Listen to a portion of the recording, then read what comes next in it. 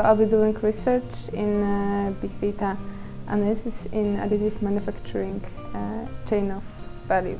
And my research will include answering the question how the data gathered from part design and additive manufacturing can be used later in the process during post-processing, testing and using the part. This will be a part of this ARM project, which focuses on increasing the attractiveness of Swedish manufacturing by applying digitalization in additive manufacturing.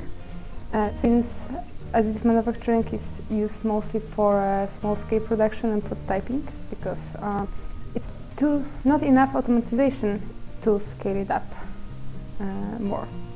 And for the research, I'll be using the parts we will print for Formula Student and Chalmers, which I am a part of. That way we can, I will be able to directly translate the theoretical research into a practical approach.